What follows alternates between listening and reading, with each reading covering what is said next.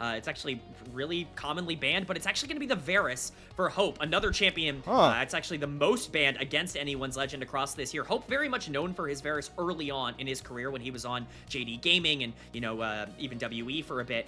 He was finding a lot of success on that champion, gives you a lot of ability to play safe in the early laning phase, and actually does kind of open up the possibility for Kael to be on a playmaker like a Bard in this game if they wanted to go that route. The Nico as well. It leaves Rumble Rise or Rumble Jarvan or really whatever you want to go for on the other side. So definitely a little bit scary, but I can understand the idea.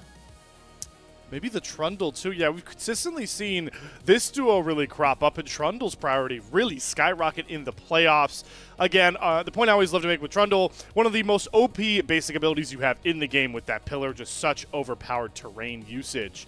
But now we arrive on the Tarzan predicament, potentially, with him hovering the Fury. He's always been a two-fold kind of player so far in his up and down split. He goes all index carry sometimes, usually in the Fury, the Qiyana he's tapped into a couple times, or he plays that much more supportive role. But we'll leave Tarzan off for a bit here, as it wasn't the first selection there, Kman, but here's an AL staple.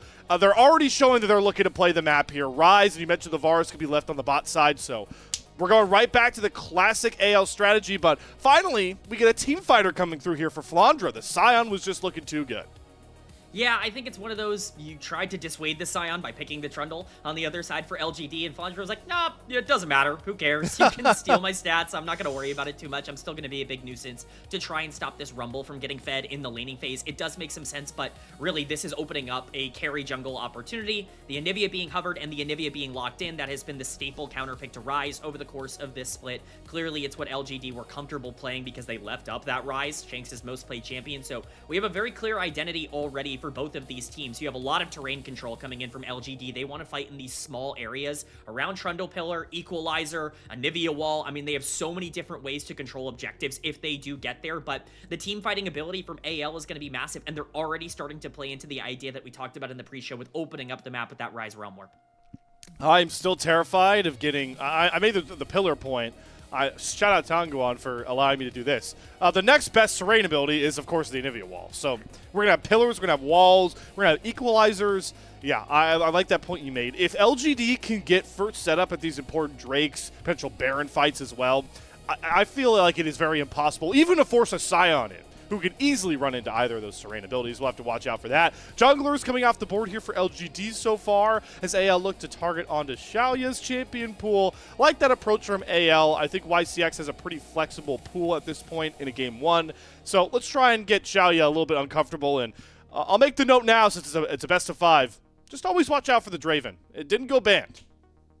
Yeah, I mean, you do have to watch out for Xiaoye's Draven. It is his signature champion. I wouldn't expect it here in game 1. This would be a very, very greedy game to draft Draven in, specifically this early with so many answers on the bot side still left to be picked, but it's definitely possible. Couple AD carries that are left up. Yunara, I think, is kind of the main one for me. Yunara Lulu would be something that would be pretty easily lockable here if LGD just want more damage. Ezreal as well, very safe on the bottom side. Jhin kind of fills a very similar role to the Ezreal.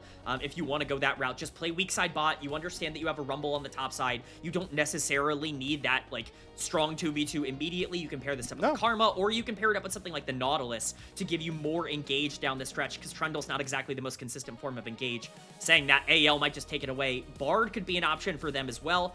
I would be stunned if it's not Nefiri plus some sort of engage playmaker for AL. That feels like an insta-lock for them here.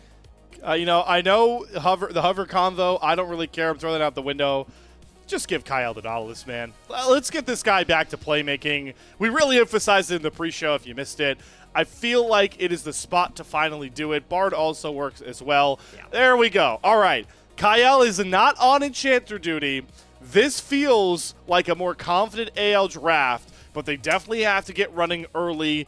And that tandem you talked about, Tarzan and Kael, this is, in the current meta, the best 2 champions I feel like to fit that bill in that strategy. So we'll see AL go for that, as YCX will gobble up the Nautilus, which I also like. LGD, they've brought a lot of their crowd control through the bot side here, and there's a ton of great setup here for the Jhin. I actually like the Jhin into this game.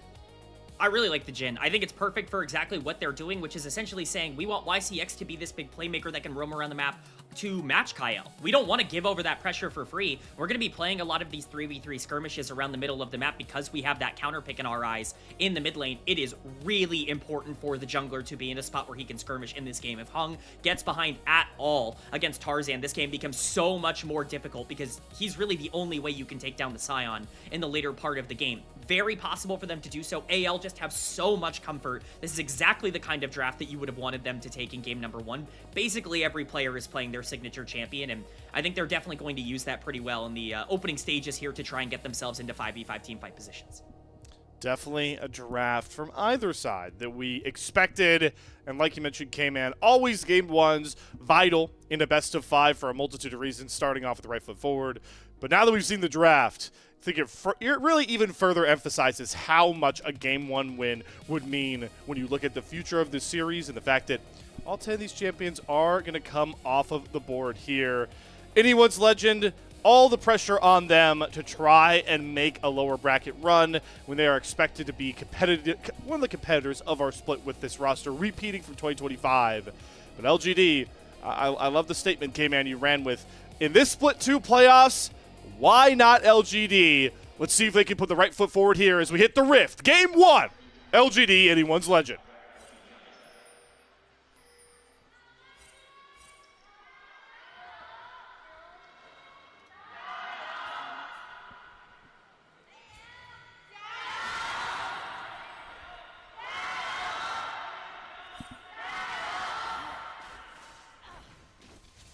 Some big cheers for Anyone's Legend coming out here in game number 1, but LGD fans still showing up. We definitely have quite a few. Yeah, exactly. You get 1 win under your belt if you're LGD in this series. I promise you that's going to be changing in terms of the cheers coming in. So very important for them. We're going to keep an eye. I imagine summoners are about to get blown very early here on the bot side. That's what you want to do is these 2 playmakers specifically. I think that there is a conversation generally about, oh, what bot lane pushes forward is... We get the traditional exchange early on here. There you go. I don't imagine Nautilus and Bard are going to be here for very long. I think that this is going to be a bot lane that very quickly devolves into AD carries pushing into each other while potentially the junglers take more of a spotlight as they path down to the bottom side. I was all for the fact that we got the enchanters coming back in, but I missed our supports being able to roam. Man, nice little walk there from Kael to not get hit by the Deadly Flourish. The Dredge line still lands here for YCX, so it's a decent chunk trade.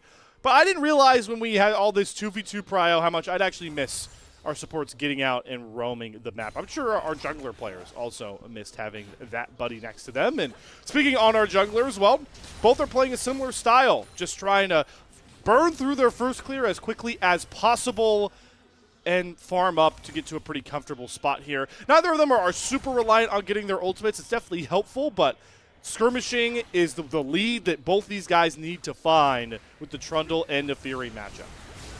Definitely. I mean, oh my god, is Shanks just going to drop? Trade early. That's both sums off Shanks, just like that. That's a huge mistake from Shanks. I mean, he has to recognize that he's playing into Anivia. Like, worst case scenario there, you pop Egg. Like, that's the best possible outcome of that. I don't really understand why you're trading so aggro.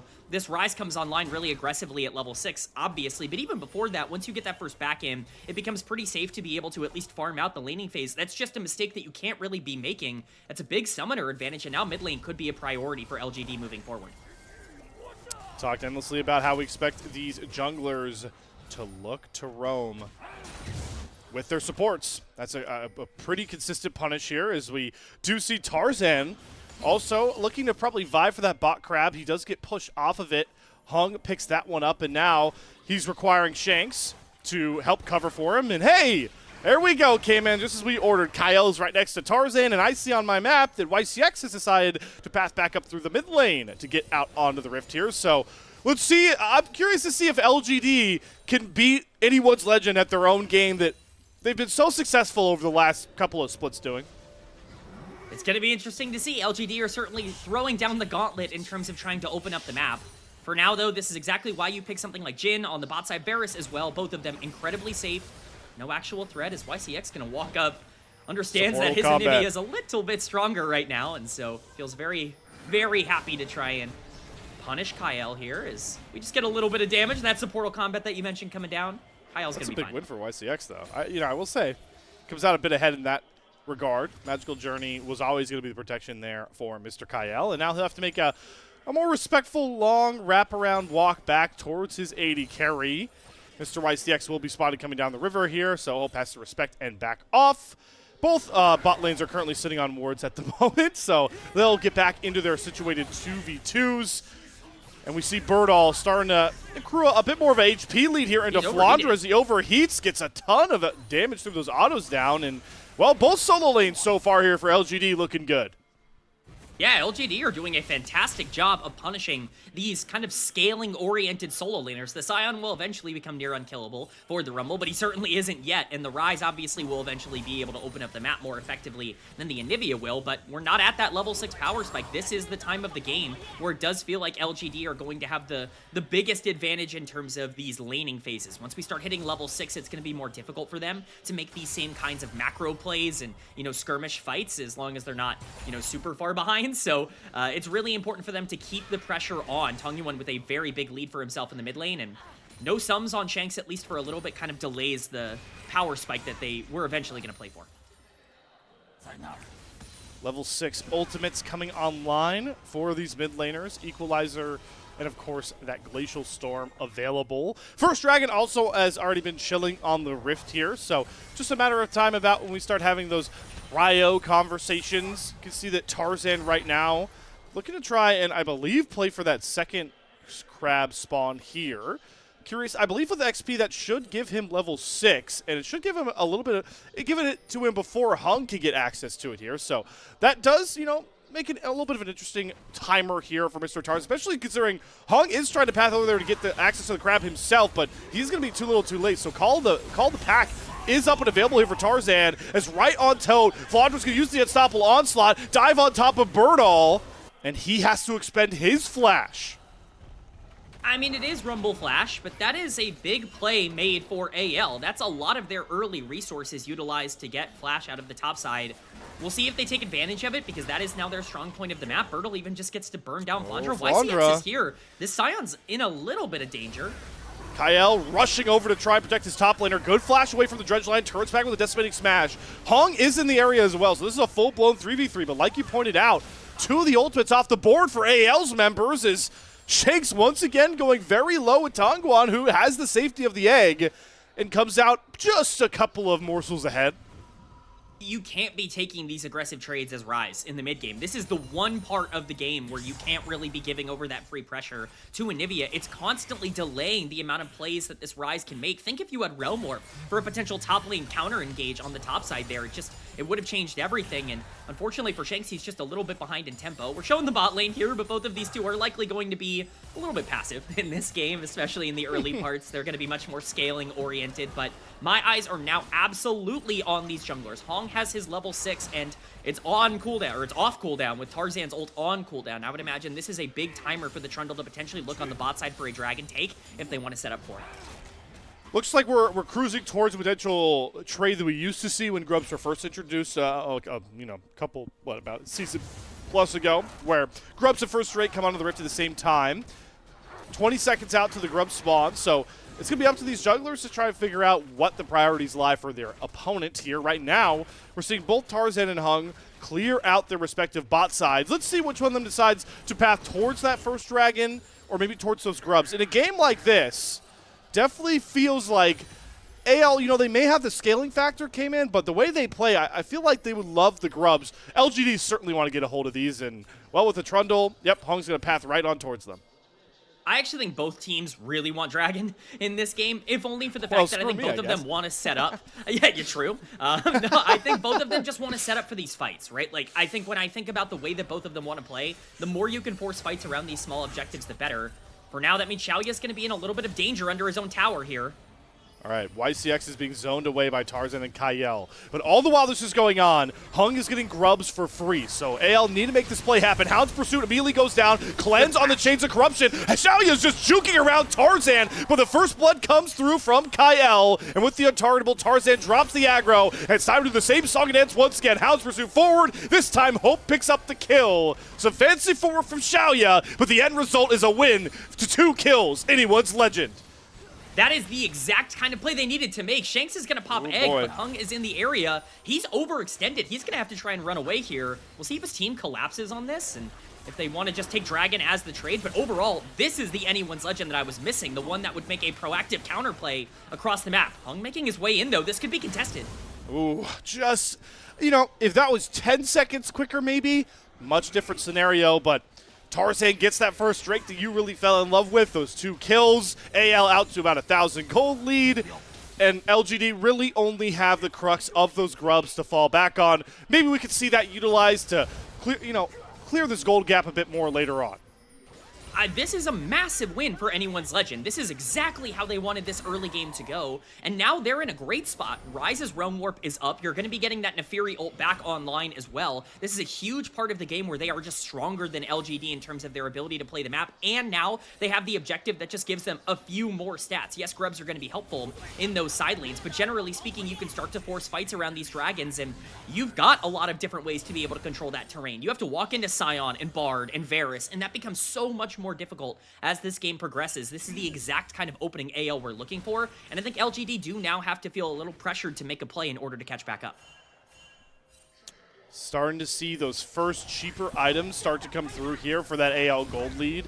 Youmuu's already completed here for Hope is the first one to get a legendary item done. I spot Shaoye up here on the top side here, so LGD, they're trying to overload and punish Flandre. Oh, great pillar there from Heng. No unstoppable onslaught to get him out. The force shot finds its mark from Shaoye, who roamed all the way up top side and cashes in.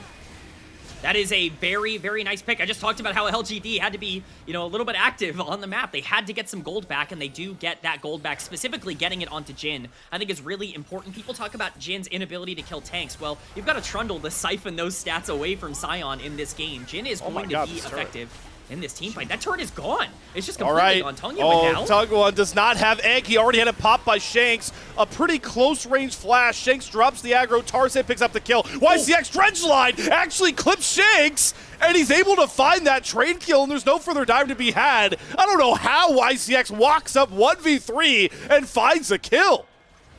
That's massive for the Nautilus to be able to at least pull some gold back. We've seen that gold lead start to deteriorate for AL. Good map plays coming in from LGD, but again, the overextensions coming in from the middle of the map. It's just unnecessary for the Anivia to lose flash under turret in that exchange. I will say, massive advantage still in favor of LGD because they get the top tower on that push, and that is so much gold in their pockets in the early game, and that is the benefit of grubs. Yeah, exactly. That is the benefit of grubs, is being able to make sure you can get that gold in the right pocket. Burdol is going to be very strong in this game, and he's going to have to be.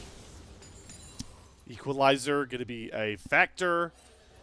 Even more so now that, yeah, like you mentioned, he's up about 800 gold. The Leandri's already completed to make him a formidable matchup into Mr. Flandre, no matter how much he would like to scale forward.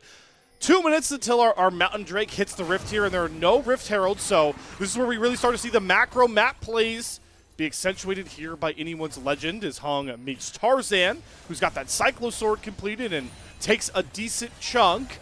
But this is where the fun starts to begin, right? Because now we get into those side lane conversations, Kman. Our bottom lanes are stuck in mid lane. So let's see if Shanks can, maybe look for one of those overloads. We're yet to see a Realm Warp out of the Rise. I do want to say as well, there's a 40 CS gap in the AD carry role right now. I mean, Hope is so far ahead on this Varus into the Jhin. This is not how this matchup is supposed to go. Jhin should be perfectly fine farming for free, but that's not been the case so far this game. If Jhin starts to fall behind, it's nice to see that catch-up, gold come through, but Hope is a full item up right now. He's got that Youmuu's completed, and that is massive if they want to look for some of these side lane plays, because again, you're right, the Realm Warp is up, it is available, and while Tangyuan might be stacking that Roa a little bit quicker, the best ability is availability, and Shanks has much better availability for these team fights. If you can play around this Varus and Nefiri power spike with the Realm Warp, I mean, this is the exact part of the game where I think AL have all the tools necessary to open things up, even if it's not around this dragon in 50 seconds. Okay, man, just imagine if Shaoye doesn't get that 4-shot kill. This would be a catastrophic difference in the AD carry department. And, well, the way Mr. Shaoye is building, it's not like he's going to scale and catch up too much further with that Youmuu's, but here we go with Kael. Realm Warp down behind after the Tempered Fate grabs 2, and YCX didn't have a chance in the world to survive Tarzan's wrath. 25 seconds till the dragon is out, and Mr. YCX will not be able to join the party. I love when AL agrees with me. It feels right when I see this team go, hey, we're in a great spot in the mid game. What if we just kept pushing? What if we looked for these fights, looked for these plays to be made? And that's exactly what they do. Kael being a big playmaker with the Bard ultimate, that's what I've been waiting to see. You don't need to wait for the dragon to force these fights. You can make them before the objective even spawns. You have control over the river, at least a little bit. You are going to let LGD be able to walk themselves in, but this is going to be a tough fight for LGD to take. They're going to have a little bit of control, but it's going to be tough to make sure you can outplay AL at this point. Shanks? Yeah, I mean, Shanks taking a ton of harass here. Tangyuan has the egg passive back up, and Heng has been bopping the dragon on his own here with the rest of his squad. TP coming here down from Flandre. YCX Dredge Line will connect onto Kael. Magical Journey's back out to safety. Dragon down about 3Ks. The curtain call comes out here from Shaoye. Tarzan already into the pit, getting assaulted as he flashes over the wall. They find Tangyuan, who with the egg form will finally drop. LGD pick up the dragon, but at the cost of their mid laner, and now they got to hightail it out, try and get away from Kael with the Tempered Fate. Forces a flash. No one found, but the flash is galore. Forward decimating smash won't be found because YCX trades his key summoner out as well. AL desperate to find more kills, but they'll only trade a dragon for Tangyuan's life. Chains of Corruption does not get enough damage through for Hope, and we finally settle back down from our first 5v5 of the series. It's a good disengage coming in from LGD. Ultimately, it's not nearly as bad as it could have been, but they still get an extra kill for the side of anyone's Legend. And the thing that I continue to push is that AL are going to be very happy with the trade of, oh, you want to start playing for dragons because you've started to get them as well? Well, we're going to be able to take those fights in the river. We're going to be able to set up around a lot of these 5v5s. We see how this starts. It actually looks kind of bad for Shanks, who loses half of his health before anything even begins. But Tangyuan is so separated from the rest of his team at this point because he was trying to get shoved onto the bottom side that he is, a sitting duck. There is no way for him to be able to rejoin his team at any point. He is the sacrificial lamb for this dragon to go down. It's not the play that LGD wanted to make, but at the end of the day, it's probably the one they felt the most comfortable making, and at least they got something out of it. I thought I saw that right, by the way. Tangyuan realized he was dead, so he actually tried to TP out because he knew only Rune Prison was the CC they had. It was close to the egg TP out there, but that does take the TP off Tangyuan as he drops again. So that will not be available, and will make LGD's map play a bit lesser of a threat here with that TP down. Rift Herald is going to be the prize for AL with that map pressure you're talking about here, Kman. So we'll see if they can utilize that to knock down their first structure of the game. Top lane's looking pretty healthy, so I suspect maybe a mid lane play, but right now, Burdol is getting some free time of his own on that bottom lane. It's going to force the unstoppable onslaught on Mr. Flandre to make sure that AL does not lose another structure. I mean, you get the ult out, but it's really a scary situation now. You have Tarzan on Neferi, 3 kills, up 1,000 gold, and he's got the Herald, so he's going to be able to increase that lead even more going into the later part of the game. If you were worried about potentially getting outscaled if you're anyone's Legend, which I think is maybe not a huge fear, but something that you have to think about in these team fights with the way that things are structured, you know what solves that problem is a very fed Neferi in the jungle who can just take over these team fights. That's exactly the situation they've set up for. And, I mean, this is classic AL. It's Kael making plays, and it's Tarzan getting fed on a carry. It's everything we asked for here in Game 1. It's a nice bounce back for two fans of the Pandas. This definitely feels shades of AL when they're at their best here. And, well, Tarzan is looking to once again redive. Here we go with anyone's Legend. An overload that forces Burdol to TP out. But, again, that's still a win for AL. They get that summoner out, and now they get more standing gold. Their first turret dropped on the map. AL show up and get a free teleport. Like, that's how scared LGD have to play right now. That being said, Heng's trying to contest his red buff? Oh, okay. Cosmic Binding lands into that Tempered Fate here. Chains of Corruption perfectly timed, but Heng is going to get him at Kael's, able to get out as Tarzan gets stuck in the Glacial Storm. Tarzan going to have to use a very small Magical Journey to distance himself as the Curtain Call forces a Realm Warp. Kael hurting, but he's out. It's safe. AL maybe starting to test their limits of the map pressure game. I was so bought into the AL hype that I really thought they were going to win that. But no, you can't get away with everything on the map, it would seem. They do get punished a little bit for overextending, have to burn a couple of their big playmaking tools to get themselves out. But this is the problem, is that was about as good as you could hope for LGD at this point, and they still were in a little bit of a danger in that situation. You need to be continuing to look for these plays, especially now that the Realm Warp is on cooldown. This is when you can start playing those side lanes, and this is when you can start utilizing some of the power coming in from Anivia to trap some of these less mobile carries. Really interested to see if LGD can take advantage of this, exactly like this. All right, Tangyuan, another great trade there into Shanks. Tarzan was looking for the dive, and said he's found Heng, and all of a sudden, out of nowhere, there's 4 members of AL all over Heng's jungle. He flashes, but the Hound's pursuit follows. Great follow flash from Tarzan. He doesn't get hit by the dredge line. The wall does not force Tarzan back into turret aggro, so he gets himself out of dodge. Another great overload. This time, AL grab another kill and push their gold lead even further. Unless Burdol has something to say about it. Been pretty quiet in this game so far. He's itching to make a play. The Sabal onslaught could have clipped the wall there from Flandre, so Burdol is able to walk things out. But still, another AL win. The gold lead continues to rise. This is definitely just a little bit of an experience diff right now. AL are so much faster to these plays. They are so much quicker at being able to react to what they want to do on the map. And I talk about this all the time. Whoever gets to control the pace of the game, whoever is the one making the decisions, they are often going to be the ones that control how the map goes. Right now, that is anyone's legend. They have gotten themselves a 2.5K gold lead. We're going to get a replay of this. AL are just first to the play. Heng trying to farm up here on Tarzan, but Kael, Flandre, they are quicker to react. Look at the rotations coming in from YCX and from Burdol. They're just not in time, and that sets up for AL to try and take this dragon. They're second to the game. Wow, what a way to drop out of a replay here. We have battle lines already drawn. First Infernal Drake of an Infernal Soul on the map. And oh boy, that's a Battle Herald summoned here. Tempered Fate again. Shaoye's flash has to be used. The interruption clips onto YCX. Equalizer onto the back line. Does very little damage. Shanks has to walk back up towards the team as YCX regains with the dead line. Tarzan gets the Infernal Drake. Is absolute pandemonium as Flandre is the first one to drop here. LGD once again trying to kick it out of the Drake pit with the one kill they're able to grab.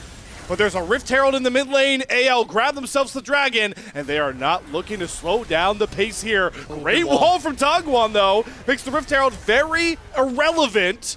And mid-tier 1 should stand tall here still for LGD. Yeah, that's actually a really, really big play for LGD. Being able to stop that Herald is kind of the difference between this game starting to spiral and them being able to at least keep something up on the map, specifically keeping that gold lead from ballooning out of control in the jungle. But still, Dragon going over to AL. They are now 2 away, obviously, from Soul, but more importantly, it's going to be an Infernal Soul this game for Neferi, playing into a comp that really has Nautilus as its... Oh, God, Burdol is just gone. Disregard anything I said about Tarzan not having a 2K gold lead. we were waiting so much, right? We felt like AL were getting those small the wins, right, on the side lanes, but LGD had done a pretty admirable job guarding it, so it was usually only a 1-for-1 trade. It costed a lot to get those pick plays over. This is where we start to really open the game up if Tarzan's able to just really pick off any of these side laners, because you mentioned the gold lead. He's got 3 items, Kman. If he finds either Tangyuan or Burdol alone, he's winning those 1v1s handedly. Neferi might be winning the 1v5s handily very soon in terms of how these team fights are going. Tarzan, I mean, this is his signature carry. When you think about how he can destroy games, it's always been this champion. I'm shocked to see AL get so much comfort in game number 1 in the draft. It's basically the complete opposite of what happened in their previous series against WE, and they're utilizing it here. Chains of Corruption, just making sure that YCX can't put the depth charge down when the pillar lands there from Hope. Still protected. Also has the Edge of Night Shield, which is very pesky, as the dredge line will land here onto Flandre. Exact target that AL want to get hit, but with that subjugate shredding stats, Flandre is a mincemeat.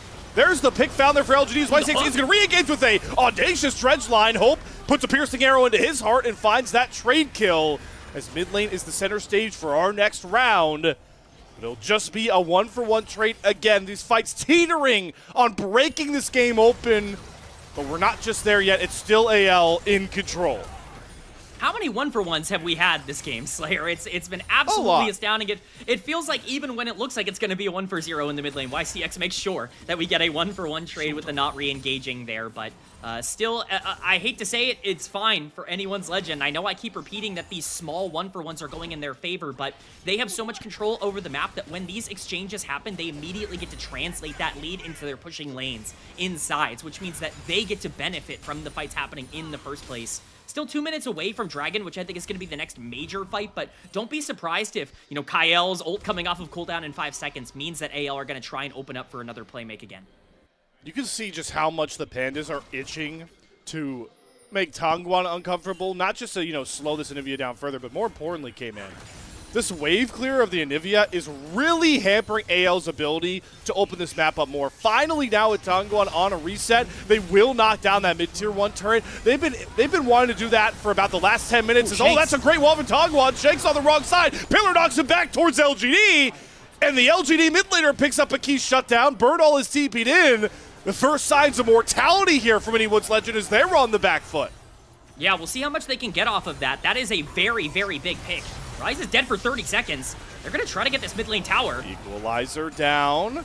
Pushes AL even further away, and thanks to those grubbies, no aggro on to the champions of LGD. And they'll get the kill and a trade of that tier 1 turret. And they're really eyeing this Baron, but let's not get too ahead of ourselves here. Yeah, you don't want to overreact to a nice pick, but it is a very nice pick. This is the problem with Ryze specifically as an answer to Anivia, is you can catch out Ryze playing way too greedy and aggressive. He has to step up to do as much as he can, and Shanks just not respecting the fact that he can get caught. In that instance, it's a great hook from YCX as well to be able to secure the follow-up CC after the wall and make sure that the Realm Warp is not enough, that you have the damage coming down, but it just takes the gold lead from 3K down to 1.5K. You're still setting up around these objectives, and as we get closer and closer to Soul Point here for AL... Oh, Burdol. It just rinse and repeat. Oh my god, Tarzan, that disgusting amount of damage at this point. Yep, Tarzan is making a point that this Rumble, really just both of these solo lanes are really starting to lose a grip on the leads that they have. Yes, Burdol is still above 1,000, but that's what you expect in the Scion. We're on to the Baron here for Mr. Tarzan and company. LGD can't get in. No. Tempered Fate's going to clip YCX. Hope going to commit the Chains of Corruption. The lockdown comes across YCX. It's using the Kaels and his flash just to get away from the AL engage. LGD, though, they do get the Pandas off of that Baron, but I have a feeling AL are just going to mosey their way on down to a Soul Point date with an Infernal Drake. As another good wall comes across from Tangyuan, there's Kael that has to use his flash. It's not necessarily too easy for AL to cross over to this Dragon, but nonetheless, they are here, and Tarzan is burning through it. Here's the curtain call down from Shaoye to do some poke damage. Another hook's going to come down onto Flandre as Heng gets in and takes away the Dragon. Flandre eats the force shot. He's a blinking health bar, but here comes Tarzan. How's Pursuit call the pack? He's dashing on everybody. Shaoye is the next victim. The king of the jungle has returned for anyone's Legend, and LGD will not survive. Tangyuan will find a trade kill onto Flandre, but he drops into the egg form that's getting turned into an AL omelet. Ace down home for AL, and it's their king jungler to do it. Tarzan is back. What a team fight from the true leader of anyone's Legend, the player that needed to step up in this series. He not only stepped up in that team fight, he hard carried. We get a replay of how this is set up in the first place. This honestly isn't all that bad from LGD. As long as Burdol can make it back to the fight in relatively quick time, you have a way to be able to play this out. The steal comes through from Heng, but they commit so much to the Dragon that this Neferi is untouched. The ultimate already off of cooldown from that play on the top side. And as close as Tarzan gets to dying here, we all know this Neferi is unkillable at times in these team fights, and Tarzan plays it just about as perfectly as you can ask. Hope as well on the backline, just dealing so much damage on this Varus, really utilizing that gigantic lead he was able to generate for himself, and the plays aren't even over. Kael gonna whiff an ultimate. Who cares? We're setting up for Baron now. And they are not letting LGD in. Another Mikael's in response to Chains of Corruption. This time Heng, but Hope's caught on the wrong side of a wall. He's got a flash before the Dredge Light comes down, but the Root Prison does find YCX. And a key engage tool is down, and Hound's Pursuit's coming through again from Tarzan. Burdol's worst nightmare, once again, is the pack of Tarzan's dogs. 2 kills to AL, and now Baron is a certainty for the Pandas. Anyone's Legend taking a lead and making it a certainty. This is what we missed from this team. This is the exact kind of gameplay that we were begging to see out of Anyone's Legend. We weren't seeing it throughout a lot of the regular season. We weren't seeing it in the series against WE. They got a reality check in that series, and it's clear that they have shown up here today. They are respecting LGD. They are playing confident. They are playing cocky, and they are dominating the map right now as they've exploded their gold lead up to almost 6,000. And more than half of that, Kman, in Mr. Tarzan's pocket here. He'll finally look to reset after all that chaos, and Yep, there's the endless hunger completed. He is 4 items strong. And, well, if you thought Burdol's health bar was going down quickly, you better hope this guy doesn't get to reset on your entire backline if you're LGD. It is a scary prospect for this comp to play back forward. And now the purple assault, we'll call it here, for AL is coming on to all these turrets as well. They'll drop a top lane tier 2 turret to further increase their gold bounty. I mean, this is just exactly, I say it's exactly what you want to see, but it's all comfort here as AL continue to push out these 2 different lanes. They're so good at pushing forward. They got to be careful of the wall here, though. They could get caught into some bad positions. They should be fine. They have a ton of different ways to disengage, so long as it's not the Rise who ends up getting caught, or the Varus in that instance. So just making sure that you don't take one of these flashless carries into a bad spot. They should be able to push this down and try and pressure out this tier 2 in the mid lane. Even with Baron empowered minions, again, the Anivia value is very valuable on these pushes. I think it's very hard for them to ever kind of just brute force down a turret unless it's on its last crutches. So I'd like to see Tarzan kind of break up that mold and shift down to the bot side where Tangyuan is a bit late here to try and cover. But again, AL are going to, respect the wave clear, respect the wall, as you pointed out, and they're not going to over-index too far to try and get these turrets. LGD are just slower to these rotates for now, but it hasn't cost them any turrets. Just as another Tempered Fate does come down onto Heng. Good untargetable, forces YCX too far forward. He's got the Kael's, a Rune Prison there from Shanks. So that key CC tool is off the board here for LGD as the 4-1 has fully come online here. That's exactly it. When I talk about it being kind of hard to stop this push, it's because AL basically get to choose exactly where they want to be. They had so many good lane states across the entire map that they can push mid, they can push top, they can push bot. They're going to be able to get all of these turrets. The moment you land one Bard ultimate, you have to burn everything to make whoever got hit by it escape, and that's the rest of the turrets going down as well. So 8k gold lead for AL. It's a good use of this Baron, and when they're back on the map, as this Baron expires, you know what else is on the map? Infernal Soul, or I guess not Soul, Infernal Soul Point, I'll say, for anyone's Legend, an objective that I think they're going to be pretty happy to go out and try and take.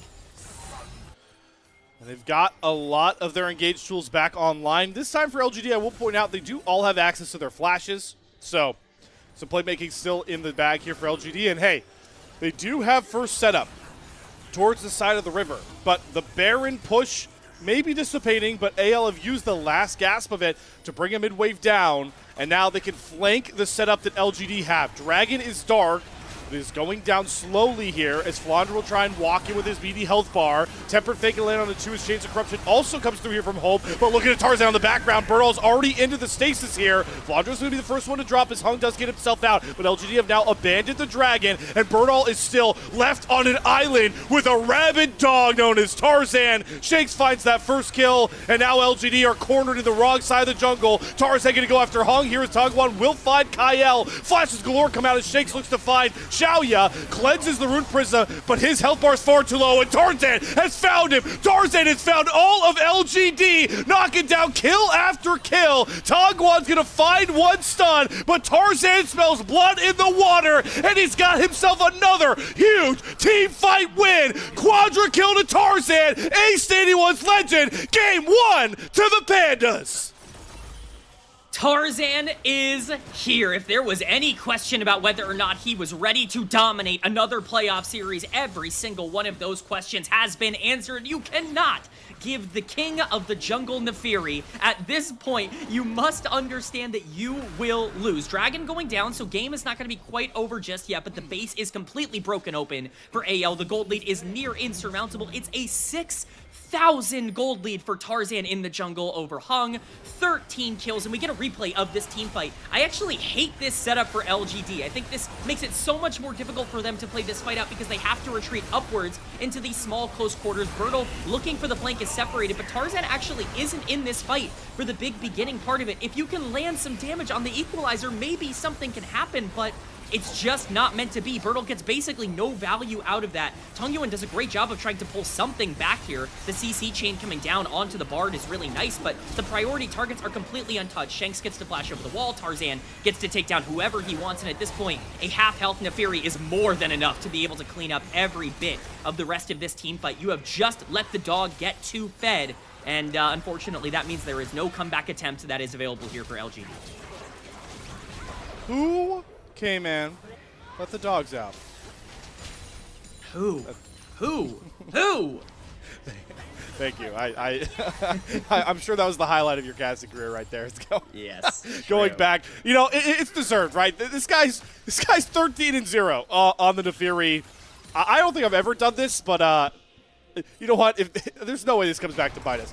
Player of the game is Tarzan. I mean, we don't even need. We can already have these conversations now. It's only you know, amount of formality here for AL. They're going to try and set up for this next Baron that will surely allow them to push further through the LGD base. But LGD, they also can't necessarily let this go over for free, but you can see our observers showing just how dark the topside river is. Temperate Fate not going to land, so that's a small win for LGD, but who's going to answer the daunting task of face-checking into this river? It was YCX at first. Is able to absorb the chains of corruption. Shanks trying to flank alongside the bot part of this mid lane. Tarzan is forced to go into that untargetable as Kael flashes forward to try and find these slows. Piercing arrows coming down, flash, unstoppable onslaught, and S getting smashed from Flandre. He wants in on the playmaking game, and he's going to open up all of LGD to the buzzsaw that is anyone's legend. No Baron needed. There's the final fight. Game 1 now in the hands of anyone's legend. AL putting the bow on top of a present to themselves in game number 1 as they push down the base. A dominant game 1 win, up 11,000 gold. Burdol's not even safe Burdol. around his own fountain. This is everything we could possibly want out of AL. A dominant game 1 victory. 26 kills for anyone's legend. Tarzan a part of 24 of them. One of the greatest single-game jungle performances of our playoffs so far. Anyone's legend, 1-0 up. 1-0 up, and it feels like it's an entire series worth of victories for them. This was dominating. I mean, the mental advantage that you're going to gain from winning this game number 1. We had questions about whether or not AL still understood the playstyle that they had last year, still understood who they were internally, what they were good at. They got the most comfortable draft they could possibly get. You get Kael on a playmaker like Bard. You get Tarzan on by far his best carry champion in Nefiri. You get to open up the map with the Rise. You have everything you could possibly want for this comp. And they said, hey, if you're going to be, you know, in a position where you're giving us what we want, we're certainly going to punish you for that. The only saving grace, I think, for LGD going into game 2 is that they can't have this draft again.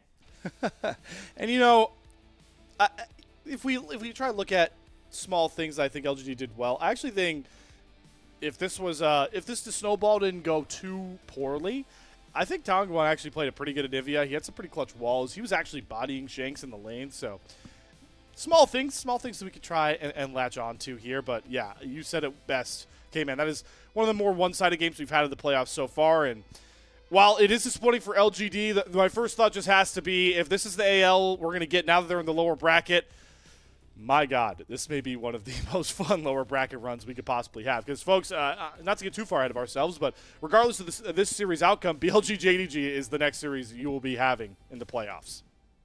And the winner of this has to meet them in the lower bracket. You bet. Like they are like that's what's on the plate is either JDG or BLG. So you better be building that confidence. You better be building your game plan and building up all of the momentum that you might need in that series. AL certainly doing as much as they can to get that in game number 1. Look, there have been some questions about whether AL is just not going to be the same team without Tabe. I think that it's reasonable to say that so far it's been a little bit of a concern. I absolutely do believe that they have it in them to maintain that same level of dominance they had, at least domestically, throughout a lot of last year.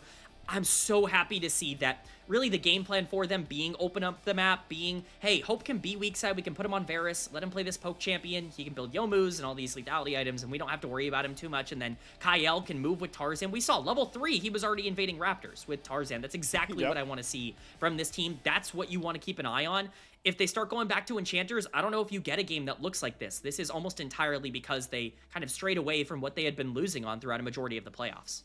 You know, I will say, though, if they want to be a team that can actually compete for this title, I do think they're going to have to find ways to show success in games where they don't just have Tarzan picking, or AL as a whole, like you mentioned, picking really good comfort, Tarzan on his best carry champion. Like, we are in best of 5s. It is fearless. We've said it endless amount of times. So, looking forward in this series in particular, if we're going to, continue this confidence game for AL, I need to see a sort of different version of this style. Or maybe Tarzan's more on like a playmaking bruiser. maybe Hope and Kael need to find a bit more success in the 2v2, because in the grand scheme of things, again, for AL, if you want to beat a BLG JG next round, if you want to beat a potential top esports, you know, maybe even Red Hot WE later on in this tournament, you aren't going to be able to just play games like this comfortable of games and win series. That's true. I mean, eventually Fearless is going to kick in, right? Like, you might have a couple of champions that you can go for with this playstyle, but you're absolutely right that eventually it's going to have to turn into a different direction. My whole argument would be, I just hope that they can continue to open up the top side of the map, because for me, as much as I do like the way that Hope and Kael can play at times, this team is almost always at their best when they can move away from the bottom side of the map. I think even Hope individually gets his best performances out, as we see 41.2 thousand damage in this game for Hope, led the entire game, even over Tarzan. I know it's Varus, and so part of that is just the Varus tax, but, you know, he's always at his best when he can just say, I don't want to worry too much about laning phase. I don't need to outplay people. I can do my job at a really high-end level and allow everyone else to be able to pick up the slack. Now, does that mean that you have to put Tarzan on carries? No, it means Shanks can be on carries. Even Flandre can be on carries on the top side. There are definitely different ways to play this out. I think it's just good to identify where your players' strengths are. Would I love to see them be able to expand upon that? Yes. And maybe this is the series where they give it that best shot against an LGD, especially if they're going to dominate games like this. But it is still good to see that AL can recognize this is their bread and butter. Like, this is who they really are at their core, and this is, you know, kind of the identity of the team. I really agree with that sentiment, Kman, that AL are a top-side forward team when we talk about going early into, like, mid-game. And then maybe Hope can really step up in later team fights, so he's been mostly ignored. So, thinking now about how we're looking forward to Game 2. We're rolling through the highlights of Game 1. It's the Tarzan highlight show, guys. That's basically all we got to say about most of these highlights. I do want to see Shanks and Flandre pick for winning lanes. I want to see them try and snowball in themselves. Maybe we could see champions like, you know, Flandre go for, he's really been loving the Vayne. He can go towards the Vayne top. I still think it'll be hilarious if one of these two top laners goes towards TF, because they're the only two top laners we've seen actually go for TF in the league so far. And then Shanks has a multitude of champions that I feel like he can lean onto that aren't just pure scaling like the Rise. So that's definitely something I feel like, Kman, we should be looking out for. If AL are going to continue playing confident, let's put some more confidence in their solo lanes. Let's do it, man. I mean, it's clear that they have the ability to step up. I wasn't great in Game 1. I will say the top lane matchup, I'm not blaming Flandre for being down in the Rumble Scion matchup. Like, that's just, his job was to lose gracefully, and he did exactly that. I will say Shanks needs to show a little more in Game 2. If there is a criticism of AL in Game 1, I think Shanks had a lot of moments where he was overextended, where he wasn't exactly playing the Rise at a really high-end level, and that's his most played champion of the split up until this point. That is, like, prime comfort. We ran a whole graphic about their side lane dominance with the Rise on the pre-show here. So to see him not look as comfortable going into Tangyuan on that pick is, you know, at least a bit concerning. Kind of makes me want to see a carry game from him even more in game number 2, because I would love to see him be able to get some of that confidence back under his belt. And I think for AL, it might even be beneficial to say, all right, man, you know, everybody else feels good about the series. What can we do to get you involved and make sure you feel as good as possible? Try to manifest in the future a Shanks Yone or a Kali game. That would be fun ones to go towards that. Or, hey, you know, Kman, mistake me if I'm wrong, I'm pretty sure this guy's got a Silas in his bag. That might be a little bit too far-fetched. Maybe if we get the right draft for it. Malphite's floating around in the meta. Alistair is making his way back in. Those are champions that can be punished by the Silas. We'll have to see. Right now, as we finish out that final team fight win here, Kman, I'm going to bring out the gauge here, okay? We know Tarzan is player of the game. From a scale of 1 to 10, how angry will you get if it's not unanimous?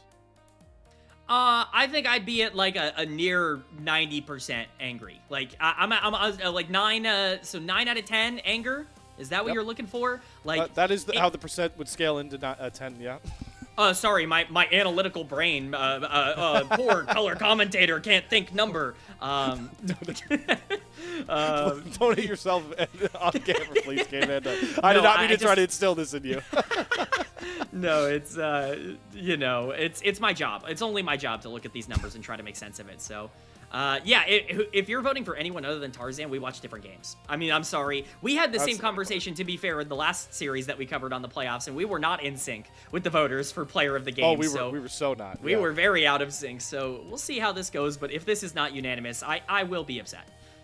We do. This is what we knew, okay? Yeah. Yeah, I mean, this was obvious. I mean, guys, he was up 7,000 gold. Voters, he was up 7,000 gold. Voters, he was a part of 24 of their 26 kills. There's the percentage. That's how much Kman will be mad if Tarzan's not unanimous. Oh, right there. We'll go with 92%. How poetic would that would be? Yeah. It's fun to see him, again, Tarzan has had some ups and downs. I think he's had some really head-scratching plays in some of those bad AL losses. The Nefiri has been a pretty constant W for him. So to pick that one up is a big get. Really get him comfortable. There we go. Okay. No anger needed here. No anger needed. 8 out of 8 votes for Mr. Tarzan in the Player of the Game category. Exactly what we wanted to see, Kman. But speaking of, I think we like to do this bit a couple of times, but we have Player of the Games that the LPL puts out for our series. Our players of the stream are all of you guys at home are awesome supporters in any aspect, by the way. But one particular way that you really can help us out if you would like to is through coffee. You can support the LPL English by becoming a coffee member, to be specific. Coffee is the best way to support the LPL English project. A vast majority of the contributions go directly into the show itself. A huge bulk of it paying stuff like on-air talent and content creators. So you can subscribe to the coffee. It is linked in the chat to unlock perks like early access to content and the ability to ask interview questions for our interviews. Regardless if we can get on site or not, we will have awesome interviews. And, of course, we'll have those for MSI. Where, Kman, the people at home, if they subscribe to Coffee, can ask their favorite players in the world, and most importantly, their favorite LPL players, any question that, of course, gets cleared through our admin team. Not any question. An important distinction. Yes. Yep. An important distinction. But, yes, go support us on Coffee. Obviously, getting that question in. That could be a make or break for you learning exactly how these players become what they are or not. You can ask them anything league related or anything general related that gets through. So very much appreciative of anybody who can support us. It's a big project. We have a lot of people behind the scenes that do so many great things, and being able to support them is fantastic. It's been awesome to see, especially the support. I know we've ran a graphic already, but I really wanted to hit on it one more time. 100,000 followers on Twitch is an incredible milestone. We are not even 2 full years into the LPL English project, so to have 100,000 of you say, yeah, I want to be notified whenever they go live, it's a real treat here. And, well, anyone's Legend fans out there, if you are, you got a real treat in Game 1, a unanimous Tarzan MVP, and maybe some stress relieved after the WE upset. Let's see if they keep the ball rolling, or if LGD are going to make things interesting. Game 2 draft live and available for all of us.